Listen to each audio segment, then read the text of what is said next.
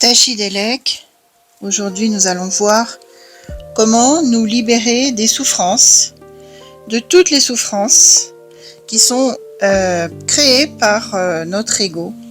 Donc, il faut d'abord comprendre que tous les jours, de façon constante, surgissent dans notre esprit des pensées d'attachement au moi, des pensées conditionnées par la saisie du soi. Même par exemple lorsqu'on boit un verre d'eau, eh bien on pense « cette eau est à moi, c'est mon eau, c'est mon verre, c'est moi qui bois ». Et donc on fait ça régulièrement, de façon même inconsciente. Et cette habitude, eh bien, est renforcée chaque jour, à chaque minute. Et du coup, notre saisie du soi devient, dit Garcher Rinpoche, comme une immense montagne.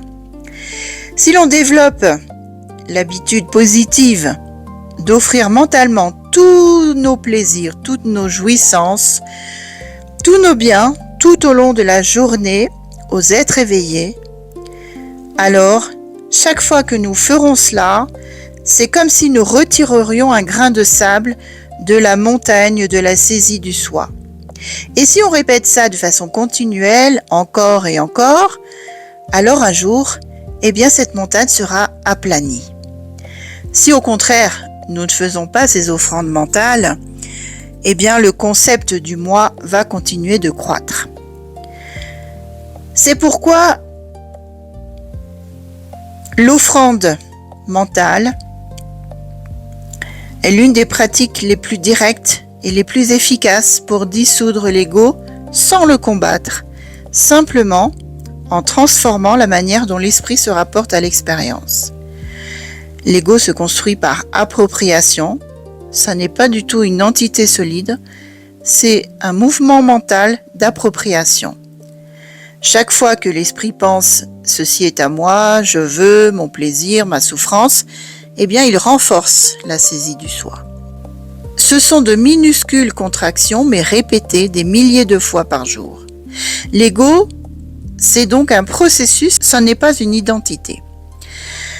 Donc, le fait de faire des offrandes mentales va inverser ce mouvement. Donc, on sait que l'ego tire tout à lui. Or, l'offrande mentale fait tout l'inverse. Elle relâche, elle ouvre, elle donne.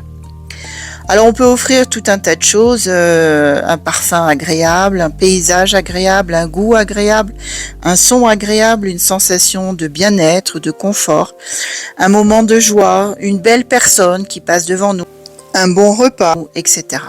Et si on fait ça, eh bien on coupe la racine même de la pensée « ceci est à moi ». L'esprit passe donc de la contraction à l'ouverture.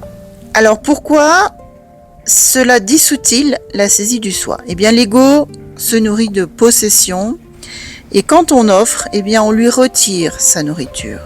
Chaque offrande va affaiblir l'habitude d'appropriation, va créer un espace intérieur, rendre l'esprit plus souple, réduire l'importance du moi et renforcer la générosité naturelle. C'est une transformation progressive parce qu'elle est cumulative. L'offrande mentale ne prive pas, elle libère. On ne renonce pas bien sûr au plaisir, on se libère de l'appropriation. On goûte pleinement, mais sans s'attacher. On apprécie sans enfermer et on jouit sans posséder. Alors comment est-ce qu'on peut faire de façon concrète? Eh bien, si l'on voit quelque chose d'agréable, tout d'abord, on laisse la joie apparaître en nous. Ensuite, on pense « j'offre cela à tous les êtres éveillés et à tous les êtres dans leur ensemble ». Puis, on relâche. C'est simple, ça prend 1 seconde, mais ça transforme complètement notre intérieur. Tachidelek.